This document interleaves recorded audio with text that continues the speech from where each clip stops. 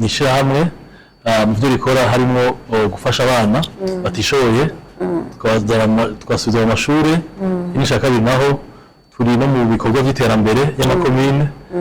biba bitandukanye bivanye n'ishamakomine abakeneye tukagerageza tugatanga intererano yacu ishoboye ariko ivyo vyose tubikora kubw'icubahiro c'Imana cyo kumwe cyo dukora byose bijana no kwigisha abantu kumenya Kristo gukura muri we muri kubigisha ivyerekeye